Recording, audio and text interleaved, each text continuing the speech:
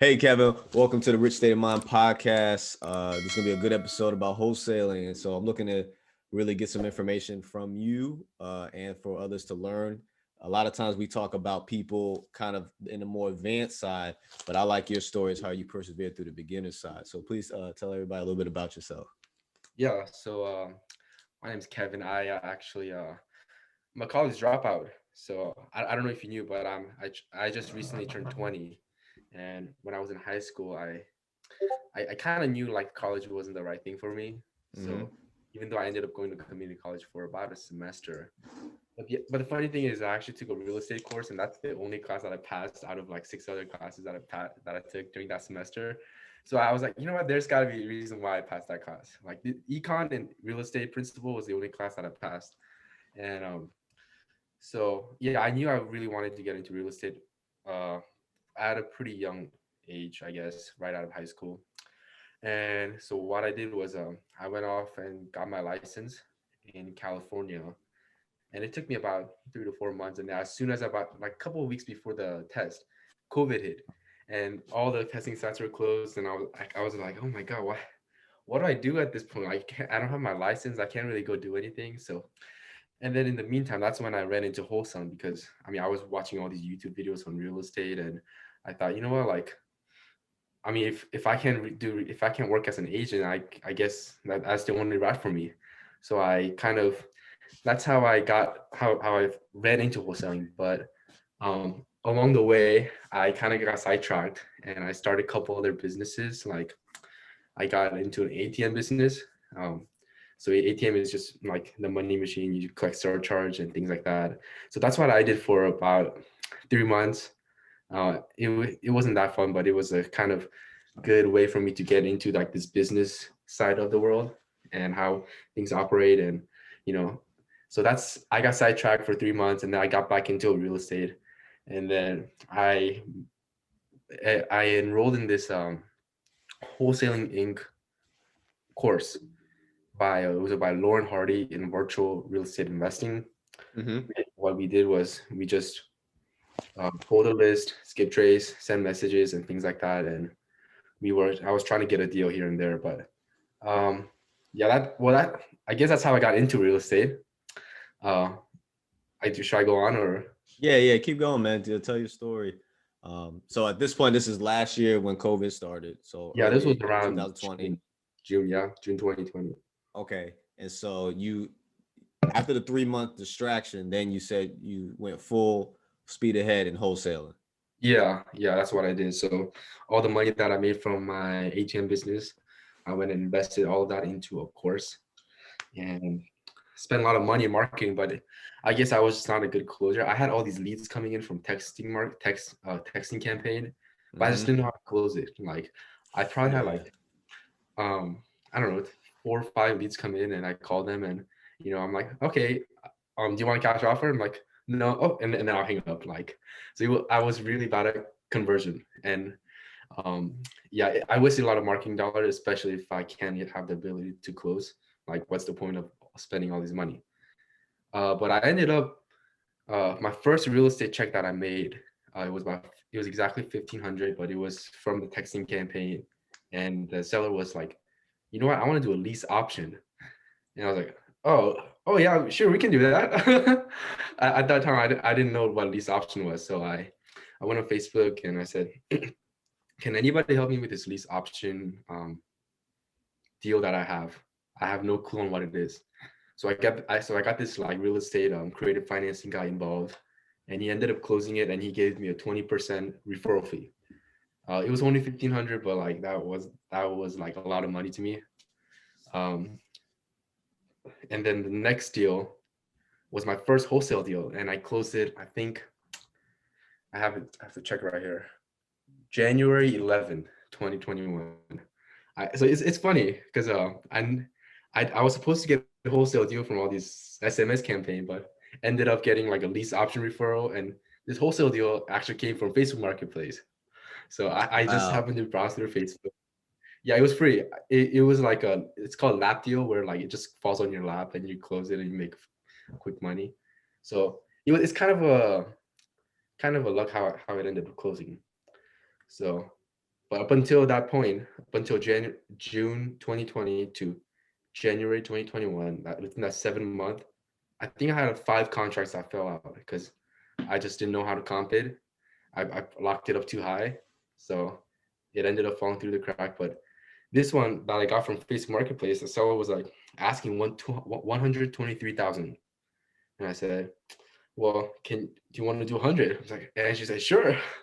ARV was 160, so I just Wow. asked, "You want to do 100?" I was like, "Oh yeah, we can do that." I'm like, "Oh, it was that easy?" And then once you got the equitable rights, what did you resell it for? Yeah, so once we had the contract, I had one of my friends go and take pictures, and the house was in a really bad shape. So 100 grand, I thought it was a pretty good deal, but it ended up it's a little too tight. So I went back to the seller. I'm like, okay, I'll forget it. I'm just gonna ask for a really big price reduction. I said, hey, I mean, your price was 123,000. We have a agreement at 100,000, but we looked at the condition, we looked at the area, but I don't think 100,000 will work.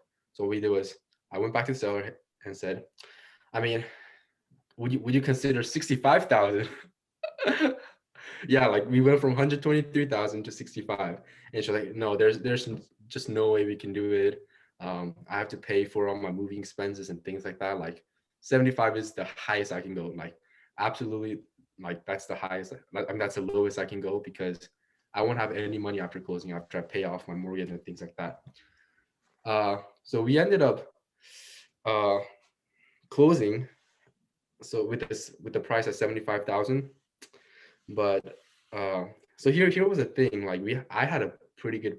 I didn't have a big buyers list. So what I did was I JV'd with someone that had a big buyers list, and he brought a buyer, and the buyer was like, "Yeah, I'll pay 85,000." I'm like, "Oh, 10 grand. That's a pretty good deal for me. So 5K to me, 5K to my friend." And then and they had like I think I had like 3 or 4 buyers, and I was like pretty solid with my buyer, and because he shot it out and all his buyers saw it, and we only had like one guy that committed. But I reached out to one of my guys and was like, hey, like I got this deal under contract. I don't know what to sell it for. Like, you want to make an offer? And he was like, yeah, I mean, seeing what we know, we can probably do 95, but I'll have to walk through the property. I'm like, dang, it's $20,000 deal. Like that's a killer, right? So, but here's the thing, like I had to choose either 10,000 all committed. The buyer was ready to put the money, earnest money down, but I had my buyer who was 20,000, and he had to do the walkthrough, and I didn't even know if $20,000 was the price that he would pay me after, because if he looked at the property, he would have probably lowballed a little bit more, like around 80, no, like around 90, sorry. So I was like, you know what, like I want to play safe, and the seller has to move pretty quickly. So I just ended up going to 10K, and there's another issue. There's another issue with the title. So the seller bought this house from her friend, and the friend's seller financed the house to the seller. Dang. Does that make sense? Yeah, yeah. Well, let's say the seller's name was Jennifer, and Jennifer bought the house on seller finance from Joyce. And Jennifer, because of COVID, she was like, you know what, I'm not gonna pay any of my mortgage payments. And she tried to sell it, but Joyce was like, you know what, like, no, that's not gonna work. You got to pay me all the payments that you didn't make along the way during COVID. Yeah. But then Jennifer was like, you know what, like, hey Kevin, like I really can't go any lower. I really can't take any more price reductions. So what ended up happening was Jennifer asked me if I can pay her $7,000 in arrears, and I was like, this was my first deal, and I didn't want to screw it up. I was so done with like all this marketing money that I spent. I was like, as long as I can walk away with $1, like I'll be okay. So what I did was, from the $10,000 profit that we were supposed to make, I ended up paying for her $7,000 in arrears, and I only took three. And of that $3,000, you have to split it with 1,500 with my buyer. But and nonetheless, it closed, and that's when it was uh, like a what do you call it? Proven concept. It was a proven concept, And I was like, you know what, like I did this one deal, like I'm sure I can do more. So that's where I'm at. Exactly. Yeah, Yeah. it's awesome. And I've heard that once you, and I'm pretty sure, man, because I right before we started recording, I was telling you how like I need to crack that egg. That the wholesaling is the one egg I feel like I need to crack. And once I get started, I feel like I'm gonna have gain momentum. And I think now you'll gain momentum. Yeah, Yeah, you had a 7 month slug where you was trying to get leads and learning how to close. Cause I'm the same way, man. I had to practice a lot of times on the phone.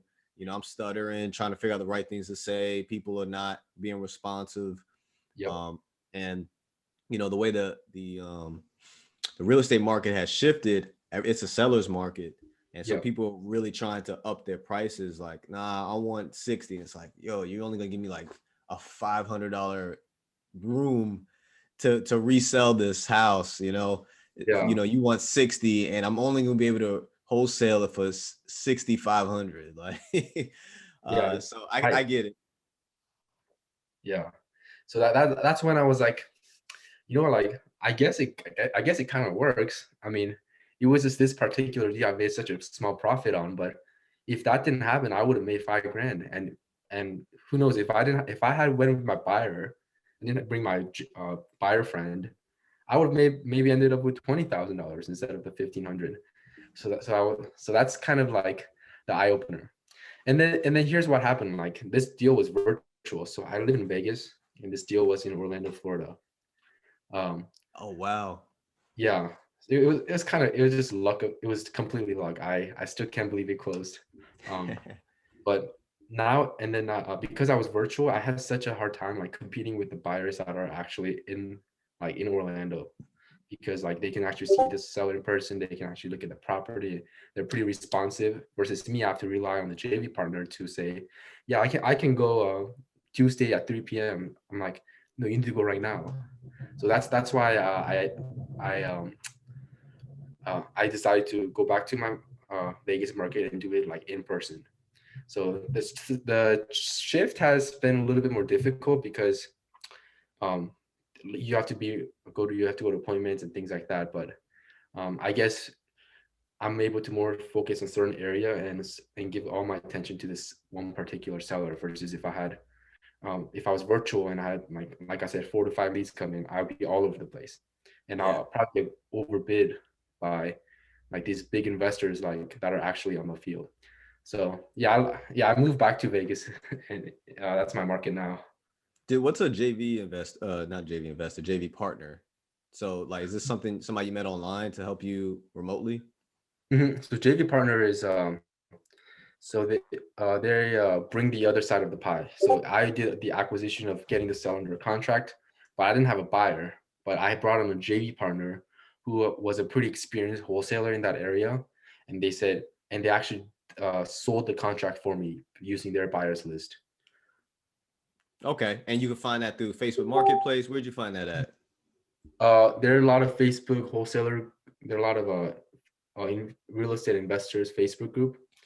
So you just go to I mean there are like hundreds, maybe if not thousands of groups, and you just type in like, you just ask, hey, I got this deal under contract. Does anyone have buyers that they can work with, and we'll do a 50-50 split. And like you'll be bombarded with messages saying, oh, dude, I want that. Yeah, I can help you out. I can help you out, because everybody wants to get a good easy deal right here and there.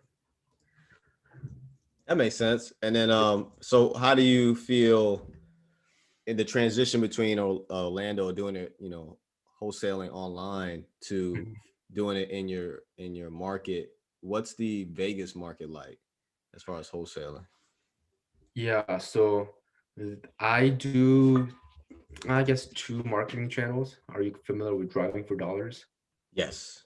Yeah, so what I d- yeah, I think for people who don't know, Driving for Dollars is you just drive around the neighborhood.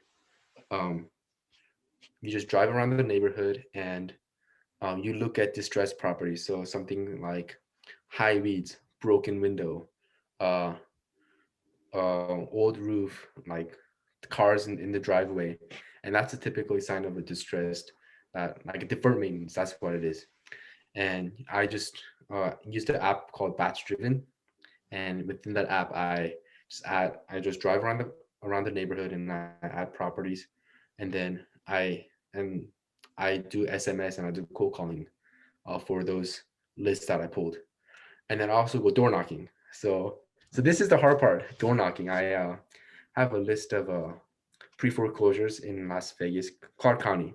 Las Vegas is Clark County. How do you get And those names or those lists? I use a third-party service called Batch Driven. It's a real estate. It's kind of similar to Deal Machine. Like you Deal Machine, you drive for dollars, but in Batch Driven, you also have driving for dollars option, and you also can pull pre-foreclosures in your area. So what I do is I pull the list of pre-foreclosures. I go door knock each and every one of them. It's hard.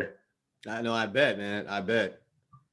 Especially because people are like, who are you? You know. So what's your pitch usually as far as when you knock on the door and Mhm. somebody, hey, can I buy your house? Like, how do you get somebody to trust you and open up the icebreaker of a conversation? Yeah. So it's kind of scary, like going on to random stranger's house and like, hey, your house is pre-foreclosure. So you kind of have to go softly. So say something like, yeah, hey, my name's Kevin. No, I no. Here's exactly what I do. I go knock knock, and then they open the door. I was like, hi, you must be the homeowner. I was like, oh yeah, I'm the homeowner. Yeah, sorry to interrupt you during your day. My name is Kevin. I work with a group of real estate investors, and there just seems to be an ongoing issue with the lender. And there's something like, yeah, like we have it all taken care of. Like we're doing a little mod, we're in forbearance or whatnot. And Mm-hmm. then so that's a starting line, and you kind of have to squeeze your way into it just to keep the conversation live. And so some of the questions that I ask is very open-ended, and um, you phrase it in a way that they want to reply to you. So something that I've learned as I've done it is you actually assume incorrectly, because what everybody wants to do is they want to correct you. So like, let's say you go to the gym and then your friend goes, oh, you didn't go to the gym today, you look kind of small, right? Mm-hmm. Your natural response is, bro, what are you talking about? Like I went to the gym. Like, Mm-hmm. so you want to assume incorrectly so that they rebuttal against you, and they keep the conversation going. So if they're doing if they say something like, yeah, we're doing a loan mod, I'm like, you probably wouldn't take a backup offer, right? And like, uh I'll take backup offer. I'm like, oh, you probably don't have a backup offer, right? I'm like, no, I don't. So something along those lines where you keep the conversation going, because you only have a few seconds to like squeeze your way in, and they keep the conversation live. You got to keep the like little fire, like you got to keep blowing on it Yeah. to become a big flame, So yeah, that's what I do. And oh my god, here's a funny story. Okay. Oh my, it's not funny. It was kind of scary, but so today is a Monday, but last Thursday I went door knocking, and this lady came out, and I said I did the same line. Hi, my name is Kevin. I work with a group of real estate investor across the country, and there seems to be an ongoing issue, and I was wondering if there's anything that we can do to help. But I guess this lady was not in pre-foreclosure. I think my data was wrong. So the lady was super offended. She's like, what are you talking about? Like, my house is not in pre-foreclosure. Like, you have everything wrong. Like, hey, who do you work for? Like, what's your name? Like, give me your driver's license. And then she actually went out to my car and took a picture of my like a car plate. I was like, okay, that's completely fine. Like, what are you gonna do with it? Like, call the police? I'm going home. But then, right, like 2 houses down, there was a police car. And then what she did was she like runs to the police, and she says, officer, like I had this guy like call me out of nowhere, saying my house is in pre-foreclosure, and he's like threatening me to take my house away, and which is not even what close to what I said. And so the police officers got involved, and I was like, frick, I'm just tired. I want to go home at this point because it drained my energy so much.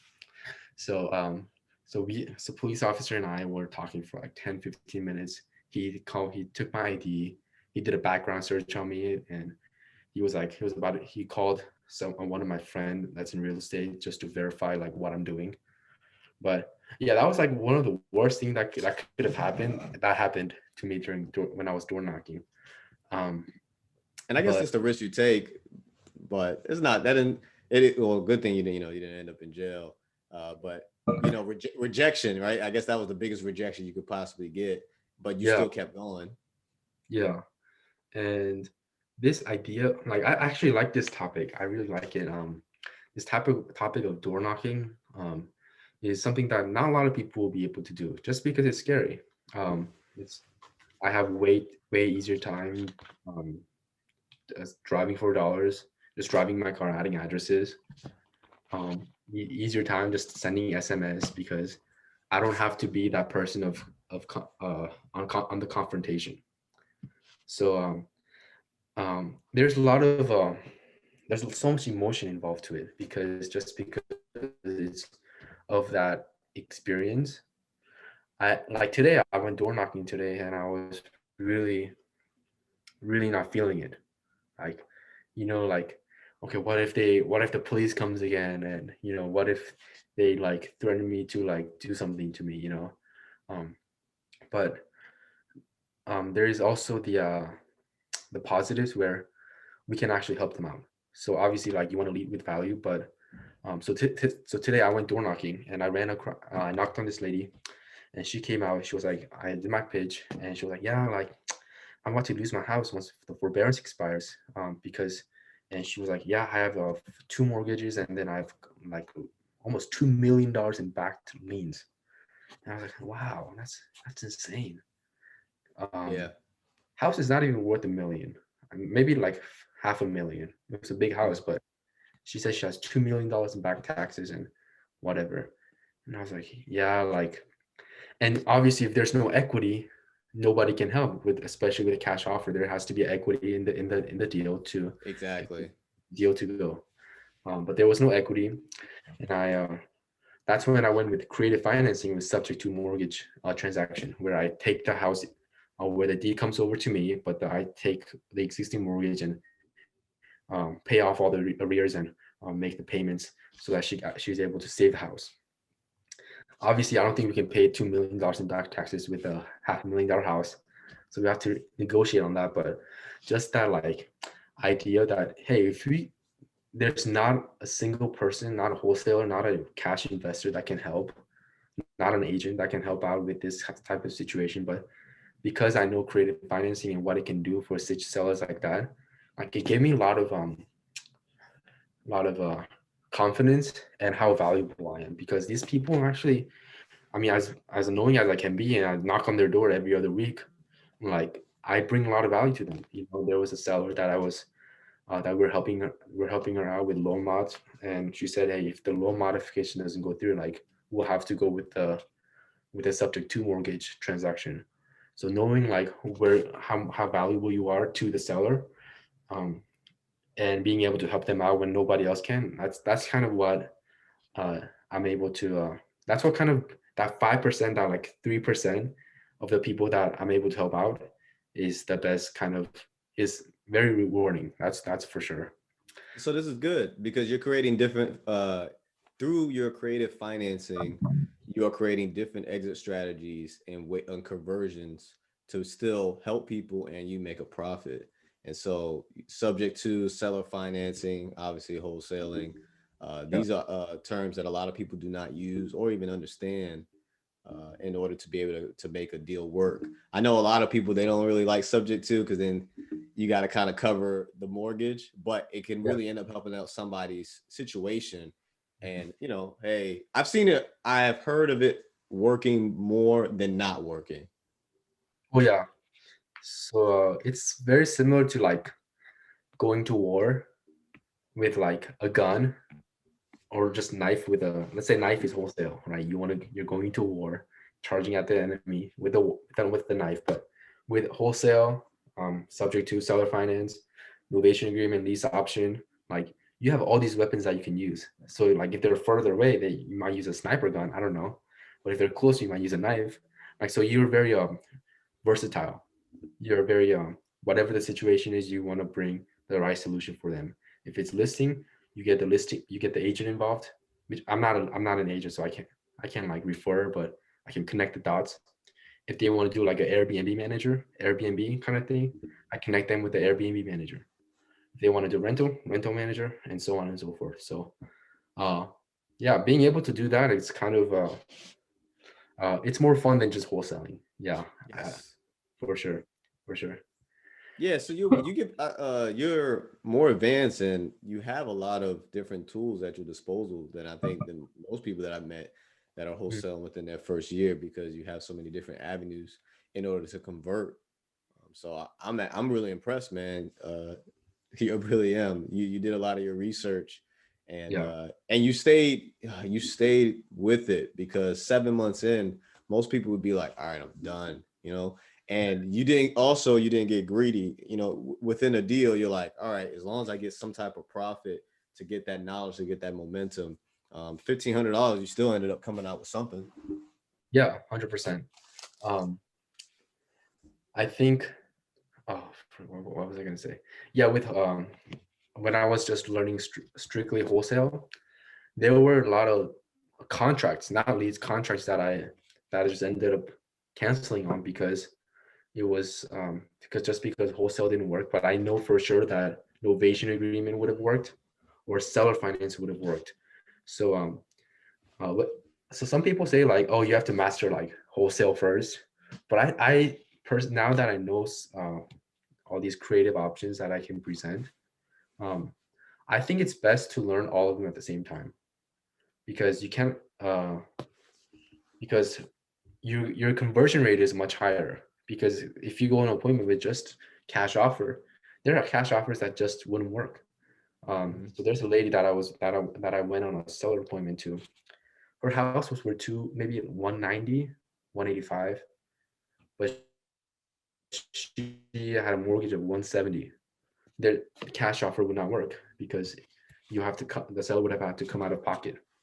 So yeah, I definitely think you need to learn all of those things. Maybe at the same time, but like it's good to have all of them so your conversion is way higher and you're helping more out. You're helping more people out. So that's what I think. I Would you have recommended a subject to for her situation? Yes, yeah, with the lady that the cash offer wasn't good for. Yeah, I would recommend subject to, but before that, like I would definitely help her out with loan mod, and if the loan modification does go through, then I guess there's nothing for me to help, and I won't make any money off of that. But at the very least, like I know I end up walking away from that deal, saying, you know what, like even though I didn't make any money, at least I helped her save the house through loan modification, and I get that emotional income. So No, yeah, yeah. I like how you said that emotional income. Plus, two, you also built yourself probably a future reference, a referral. yeah, 100%. And like her and I are pretty close friends. Like I told her, hey, I know I'm probably not a good buyer for you. I mean, I don't think any good cash buyers would be a good buyer for you in this situation. But um, and even if and I hope the loan modification does go through, and if not, I'll have to buy the property from you subject to which she is okay with.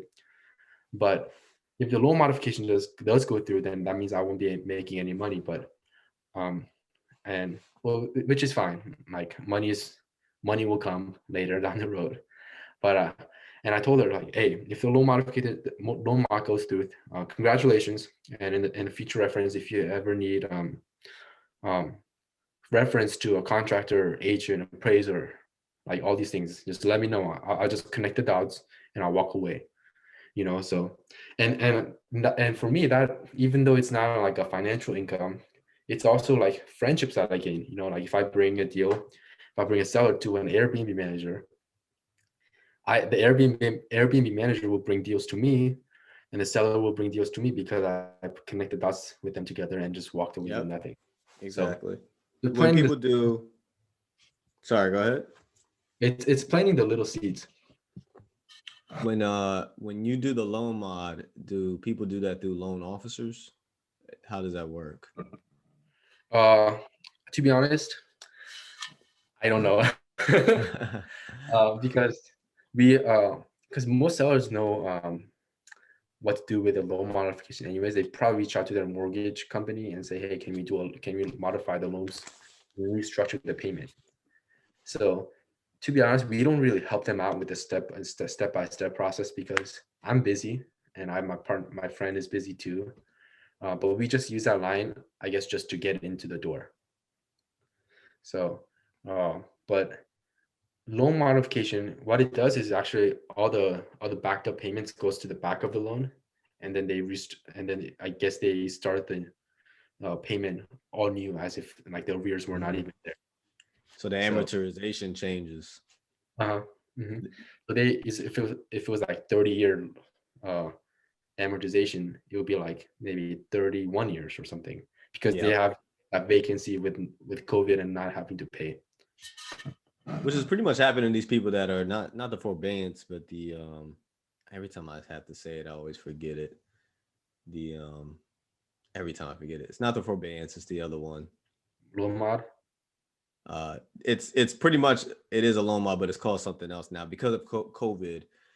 It allows you to pretty much stop payments, and then it allows you to restructure on the end. So forbearance was pretty much not paying, and then you have to pay everything at the same time once that grace period is over with. Yep. But I forgot what the term was, but pretty much it's like it's pretty much loan modding, where they allow you to do it due to COVID. Not every loan allows you to do that. I Yep. believe it was only federal bank backed loans that was Mm. allowing people to do so. But yeah, COVID's definitely put things in a spot. You started wholesaling in the COVID pandemic. So I'm curious as to how things would change for you once things are non-COVID, or if things would still stay the same.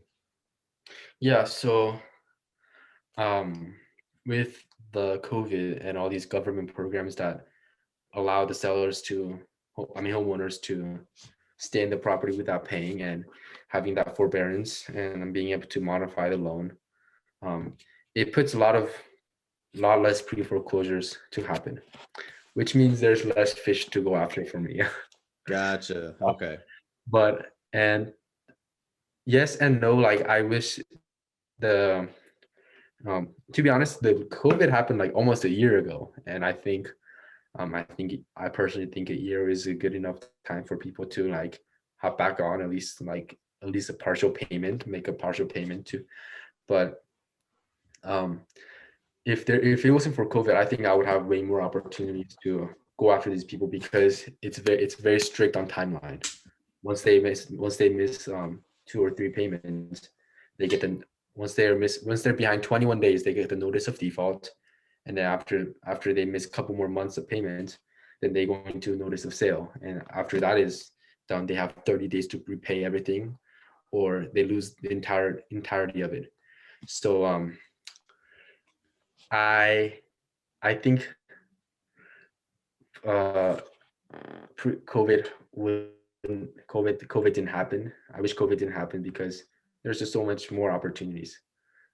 It's like, I guess the houses that are supposed to go to foreclosure, they're locked in, but they're protected by um, this LOMA, these government backed up programs, and there are very few that kind of that go into pre foreclosure, and they were already in pre foreclosure before COVID. So there's very limited fish to go after. So long story short, I think uh, as nice as it is for homeowners to stay at their home, but um, I hope the forbearance or this mortgage forbearance, or what moratorium is lifted, so I can go out there and hunt for more. You know what I mean? Yeah, and it's kind of a double-edged sword, right? You don't want people being removed from their homes, but at the same time, in the real estate business, this is kind of how we are able to find good deals.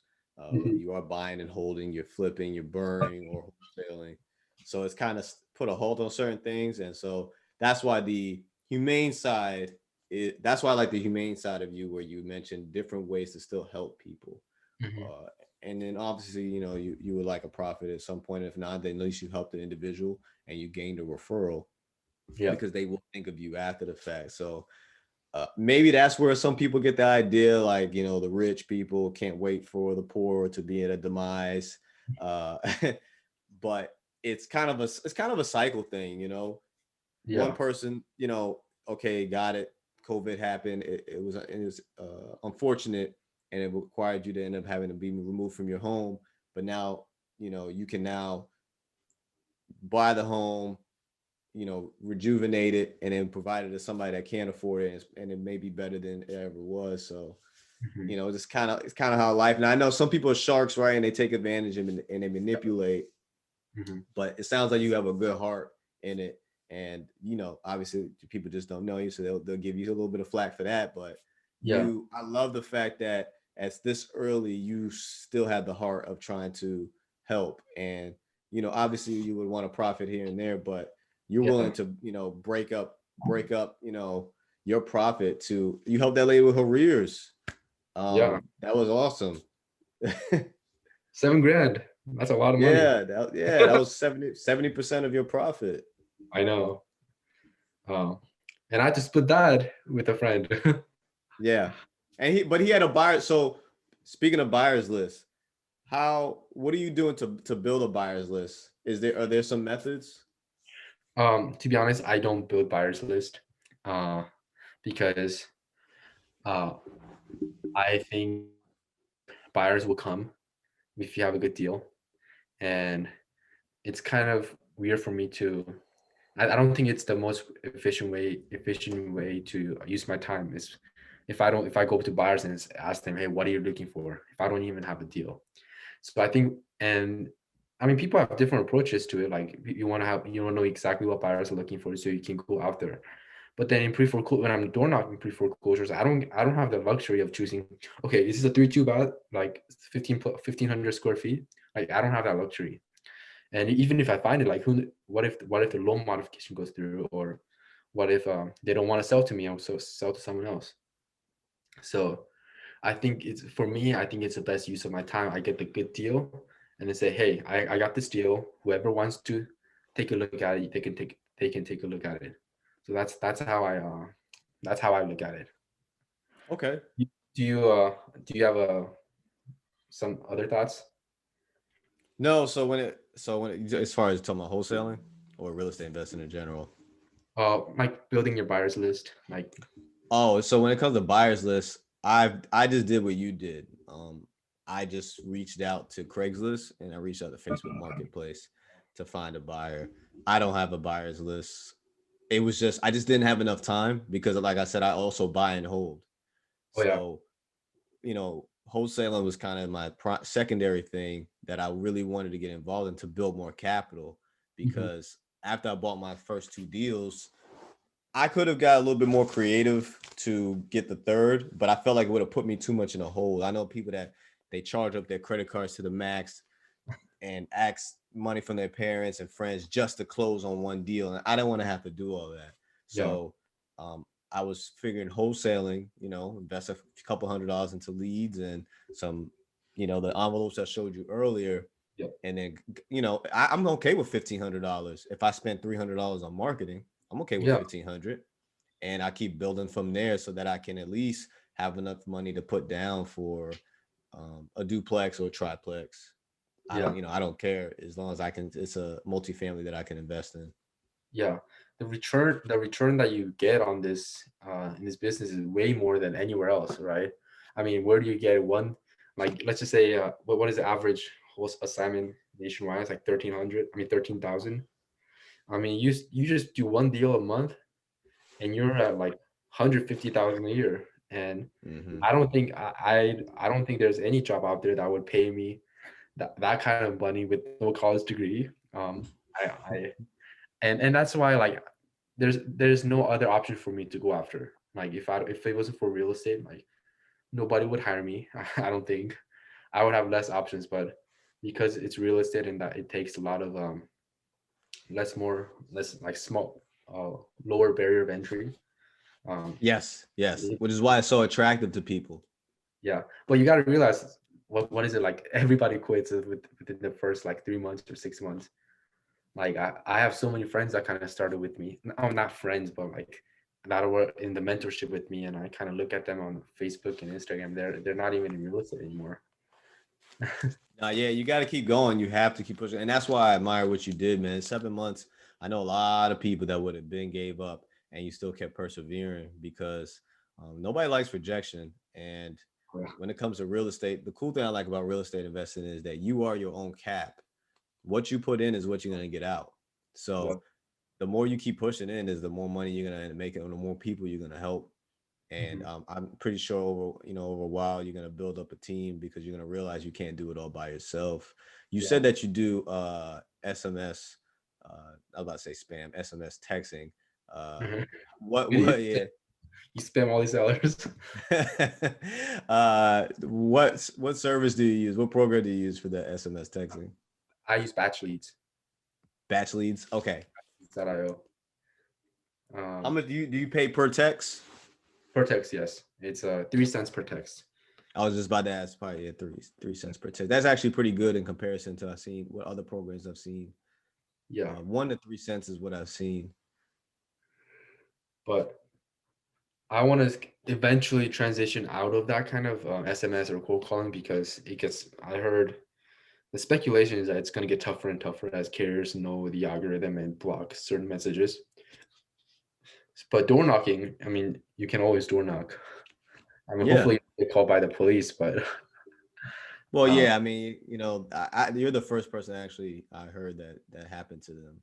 Most cases, people just maybe yell at you for the situation where she's like, "I'm not getting my house is not foreclosed on," and then sorry for the misunderstanding, and then they walk away. yeah, I was about to walk away, but she kept following me. And then she called the police on me, and the police was right there. But most of the times, like, it doesn't even get that far up. They just say, "Hey, I'm not in pre-foreclosure. Get out of my house." Like that's probably the worst that I got. Like if the police one didn't get involved. People are generally pretty nice, and once you show up with confidence and you just kind of like you kind of fake it till you make it kind of thing. Like they're gonna have that credibility in you. So yeah, I'm slowly transitioning into door knocking because it's the most cost effective, uh, and it works for me pretty well. I got a really good lead today that I was that I will convert into a subject to deal. Oh, nice. So yeah, That's awesome. And so, yeah. with all this being said, what do you consider your rich state of mind? Why are you doing all this? Because for somebody that has clearly had some adversities, clearly had rejections, has some successes, Mhm. you, I think you have to have had some type of goal or passion that has kept you going for you not to quit. So, what is that? Mhm.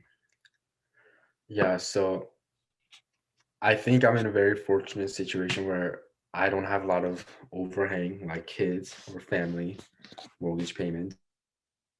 And that's one of the reasons why I think I was able to kind of stick around a little longer than anybody else was because I don't have to make that certain number. But also, um, there are a lot of things, but one of the things that I want to cover two things. One is there has been so many people when I told them that I'm going to drop out of college and go into real estate. They're like, oh, dude, come on, it's too competitive. Like, no one's going to trust me with selling their own house, and um, you're not a good salesperson or whatnot. Like there's just so many people that gave me that um, expectation of I can't do it because I'm just too young or whatever the reason is. So it's kind of a bitter. It comes out of a bitter feeling from me that like, hey, you didn't trust me, but watch me in 3, 6, 9, 12 months of where I am. So like, somewhat of a revengeful I feel uh, you. mentality because like my parents didn't want me to drop out. Like coming from an Asian family, like college is a necessity. My sister didn't really believe in me either. I don't think anybody in my family believed in me, and that's why I have this like revengeful thought. Like, hey, you didn't believe in me. You didn't believe in me, but watch me close another deal. Also, second thing is, I I have people that depend on me, right? Like I will. I mean, not maybe right now, but I will eventually have my own family that I want to be able to support. I have people that would need to depend on me for financially. Um, I want to be able to retire my parents. I want to be able to pay for all my sister's tuition. I have all these family needs that that I'm not responsible for, but I just wanted to pay it forward. So having that in the back of my mind, and it's kind of reminding myself that um, and putting myself in the position that, hey, I have people that rely on me, and because of that, I have to get out of my bed and kind of push myself forward. And that's kind of my why, I Yeah. guess you. Yeah. And I appreciate you sharing that, and being honest about it too, right? Yeah, everything doesn't have to be, because actually, I think you are the first one of the few people I've interviewed where you don't have a family, and you're the youngest Oh, really? outside of my stepdaughter. You're the youngest person I've ever interviewed. So this is refreshing, because people at 20 probably feel like they can't be millionaires or be successful so early. I think there's a lot of people that feel like that's still for somebody that's older, more experienced. You Yeah. said that you're a college dropout. And so instantly people may be like, oh man, like you said, like your family and some associates may have doubted you. And I get that. Like, I'm gonna prove you wrong, because it is possible. There's people out there doing it, and Hmm. you have the tools to succeed, and clearly you have the knowledge. You just need time, Yeah. and you got so much wiggle room because you don't have kids and you don't have a family. I have both, so I do have a number I gotta meet. But there's Yeah. so much freedom in what you have, like so much freedom, man, to be able to propel yourself. So I commend you for what you're doing, and I think that you will succeed. I love your attitude, man, and I love your heart as far as how you want to help people. And I do appreciate you taking this time this evening, at Yeah. early evening for you, because you're in Vegas. But it's about Where are nine you? o'clock for me. I'm on the East Coast, man, so it's 9 o'clock for me. Oh, I thought you were. I thought you were in like somewhere other part of the world, because like it looks like you're in like in the daytime. Oh nah, man, that's a backdrop. That's a Yeah. background. But Yeah. good to know it works. I Good, was like, it works. that shade did not move an inch.